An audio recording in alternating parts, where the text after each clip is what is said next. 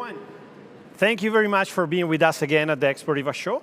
My name is Alberto Mattiello. I'm part of the scientific committee of Expo Riva Shoe and Garda Bags. And I'm here to talk about education. I'm with Matteo Pasca. Matteo Pasca is also one of the member of the scientific committee. Matteo, do you want to introduce yourself and say also your role in the scientific committee? Ciao Alberto, thank you so much for inviting me. I've been part of the scientific committee from the beginning. My role is I have two businesses. One is a publishing business, so I'm the director of the official magazine of Expo Riva Shoe.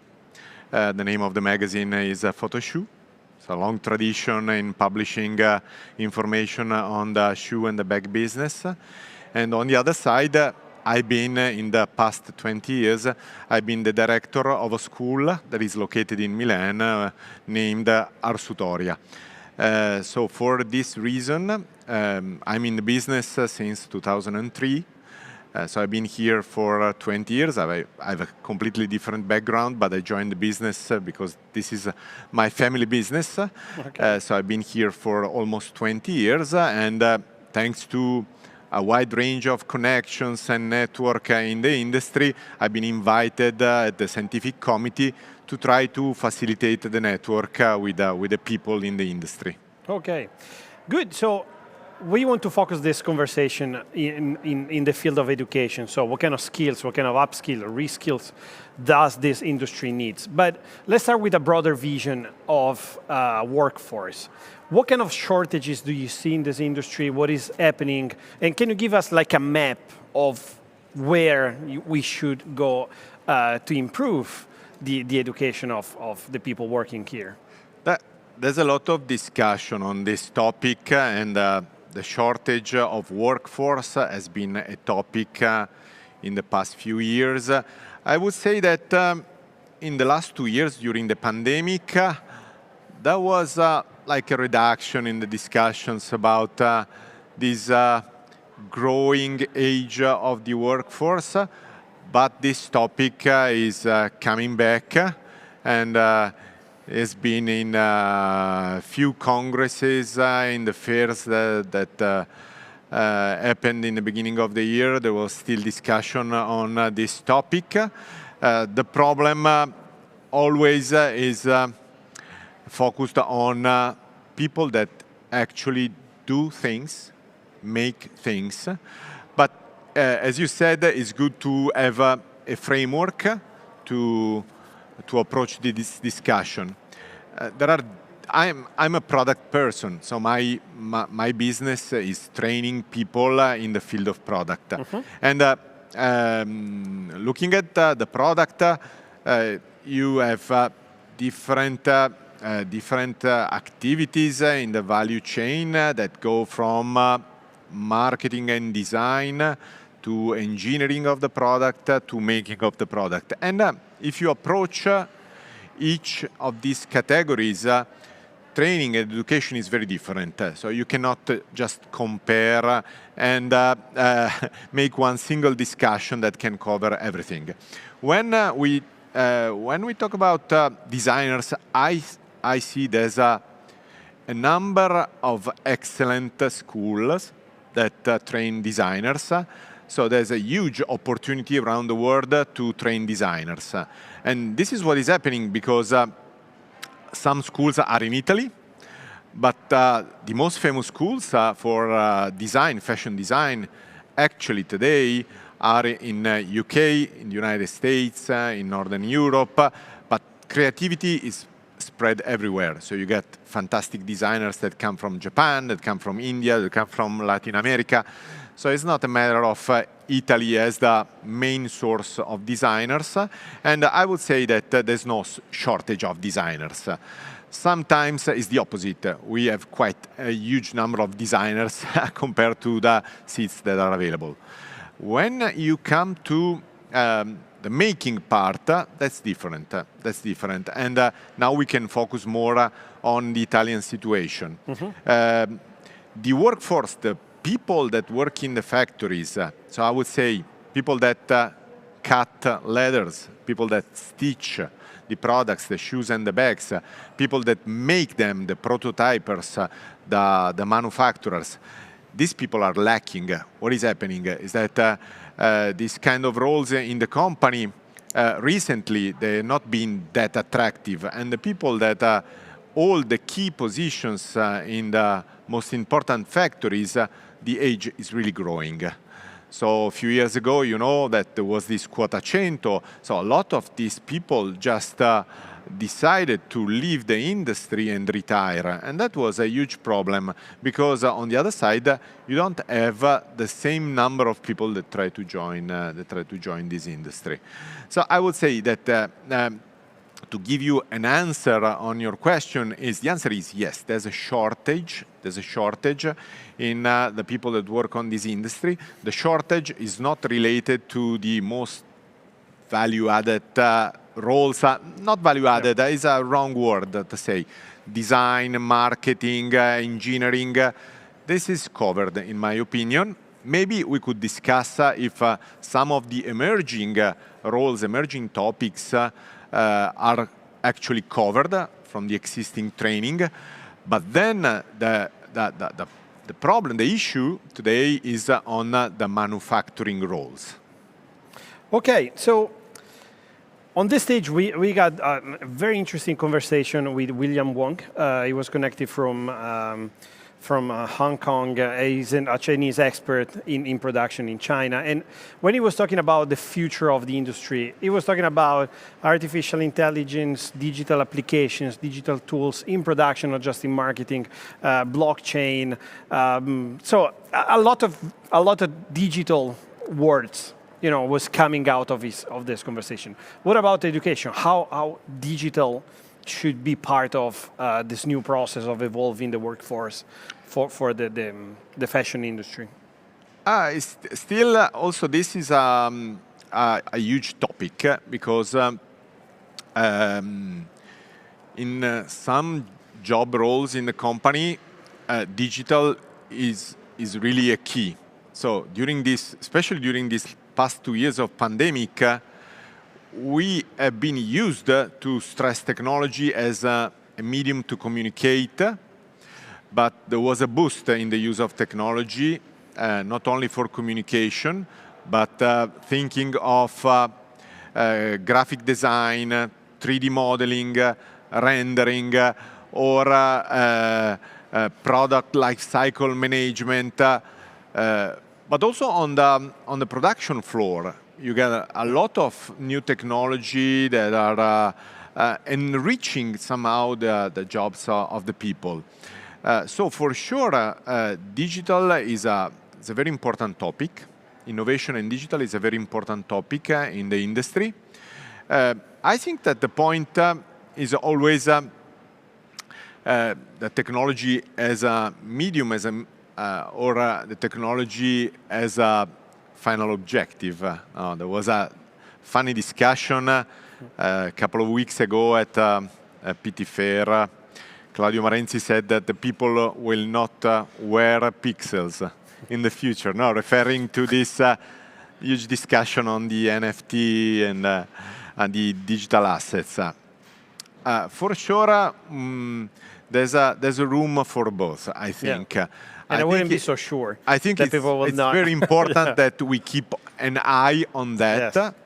At the same time, we should keep in mind that still Made in Italy is known because of that flavor of craftsmanship that is inside the products, and the flavor of craftsmanship is linked to being able to do things with the hands. Yes. Okay, so and what about sustainability? Again, there's a lot to learn in this field, from sourcing to how to redesign objects, dematerializations of products, so less materials so you can recycle better, upcycle using other materials than the ones that we use. So there's a lot to know and there's a lot to teach to this industry. So what do you think about this, where we are and where are we going? I think that we are in the stage where the sustainability is is a topic, is a department in the company. Our friend Rossella Ravagli, she's the head of sustainability in a brand.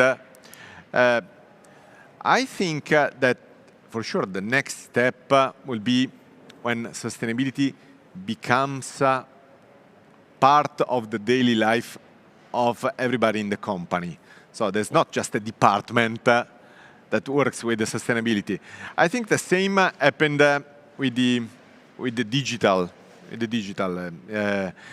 digital becomes very spread in the organization when everybody deals with digital, not when you have a digital department in the company. I think sustainability is the same. Sustainability as another issue, especially in an industry like shoes and bags, like our industry, where the value chain is very long. So you get a lot of suppliers, and you go back and back, no? So you get the factory that does the products, but then you have the suppliers that make the materials. Imagine the leathers. There's been a lot of discussion in Italy about the leathers, where they come from, how the animals are treated, but also the chemicals that are being used on the leathers. There's a lot of discussion, and recently there were a lot of problems about that. It's a natural resource or is not? What are we doing with the chemicals after we get the natural resource and we try to upcycle even because natural leather, resource? in one sense, it's a byproduct of the food industry. So byproduct. Actually, it is a way of recycle and upcycle of a material. So, but I understand that obviously there is a lot of concerns connected to this. But what you do with that is important. Yes. No? You recycle a material, but then you treat it chemically. Yeah. So that's the focus today of the research. How can you treat these materials with the right approach to make it sustainable? And to be an expert of that topic, it's something that is tough. It's not something that you just take a 5-hour course online and you're an expert of sustainability. Yeah. It takes years to understand the processes and to understand how you can have an impact on the environment, on the products, on the processes. It's really something that you need to go in depth and to study. And sometimes there's been other discussion about greenwashing, no? The difference between really creating an impact and greenwashing is difficult to distinguish. Also in the communication, in the processes. How can you make sustainability something that is 360 degrees in your organization, and how can you measure the real impact?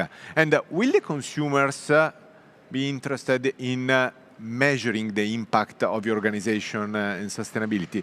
So it's difficult. And education, for sure, what happens is that every day we get questions from students on sustainability, every day. In every different topic, in every class that we have, always there is someone that raises hand and say, what about sustainability here? And sometimes we are not prepared to give the right informations on this. So there's a lot to study on this topic, in my opinion. So a lot to study and a lot to educate.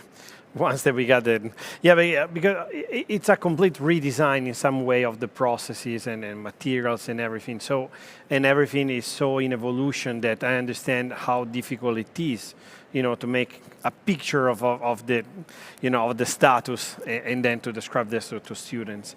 So, what about soft skills? So is this like a topic in this industry? Oh, Alberto, today you're asking questions that are really, wow. The soft skills is a topic and is a real topic. Imagine I receive very often phone calls from friends that work in the companies and they call me and they say, can you suggest one of your students? And then you try to say, okay, what are you looking for? What are you looking for? And you expect to receive an answer like, I want someone that can draw well, that have good ideas, that can cut the leather correctly or is precise in stitching. And most of the times, the entrepreneurs or the managers say, I want a person that I can trust. I want a person that is humble to work in a team. I want a person that will be on time on his job. I want a person that can set up a relationship with the other people they're working and with the customers, with the suppliers. So the soft skills, the personal characteristics of the people are becoming a key. So I'm very surprised when I receive this kind of phone calls because the discussion with these people is always on the soft skills, on the characteristics. And when you work with education, it's difficult to think how can I create an environment in the education that can stimulate my students to grow also on the soft skills. No? Should I put them under pressure? Should I create teamwork? Should I? What can I do? And we're discussing often with the colleagues how can we teach this part, because it's much easier to teach someone how to stitch a straight stitching rather than teaching them how to behave in an organization. But it's a topic. Yeah, and I would say that probably it's a topic connected to the other two topics that we were mentioning before, so digital, robotics, and everything, and sustainability. Everything is changing so fast that you have to prepare students and people to the fact that everything is going to change like every day. So being able to relate with the change and be able to get in a team and be able to solve problems for sure is probably the most important thing. So the attitude, maybe sometimes more than the technical skills. So last question is connected to young people. You are working with a lot of them. So, and I think for all the industry, not just with this one, with all the industry, there's a big issue in terms of how can we attract younger people to come and to work with us at every level. So what do you think? What kind of thoughts do you have connected to this? How can we attract younger people to work in the fashion industry, in the shoes industry? You have to attract the young people and you have to convince the families. Because that's interesting. Because that's the point. That's the point. And a lot of this is related to the perception that the families themselves they have about this industry. My colleagues, teachers, they say that when they were kids, their parents they said, "Oh, if you're not good, you're going to the factory." Yes. Now, so the kind of perception sometimes of the factory is like a dirty place. It's like a place where it's not going to be well. That's not true. That's not true. Sometimes yes, sometimes not. But if you happen to visit some of the factories of the brands, not saying that only the brands are the best places to work. But if you visit some of these factories, you realize immediately that the people that work on the field, they are respected. They work in a safe environment, because safe is another topic for the families. They are respected. And I think that it's important also that the job roles change and evolve a little bit compared to how they were perceived in the past. And digital, sustainability, savoir-faire making, trying to enrich the roles, the traditional roles, with some of these characteristics that you mentioned before. Yeah. I think this can be an answer to the question, how can we attract? for sure, there's a very important thing that you need to meet these people. How can you meet these people? How can you reach the young people and convince them that joining this industry is nice? You need to meet them on the social media, you need to meet them online, you need to meet them in the meta. I don't know where you're going to meet them, but for sure, you need to find the places where they are. Yes. And you need to speak their languages. And where their families are not. And where the families are not. So you need to convince maybe the families in the more traditional ways, yes, and the youngster in new ways. Yeah, I like this idea to see your school in the metaverse, like yeah, in wow. the next few years. I'm not sure we're ready, yeah, but for sure we will have in that case, they're going to designing and producing stuff with pixels. Yes, for sure, for sure. We will. We will try to apply what we know to these things. Yes, for sure. So, Matteo, it was super nice to have you here. Thank you, Alberto. It was really like, I think there's a lot to think about what you were we were discussing. So thank you very much again. Thank you, Alberto. Thank you so much. Thank you to all of you for being with us with all these episodes. Thank you very much. See you. Bye-bye.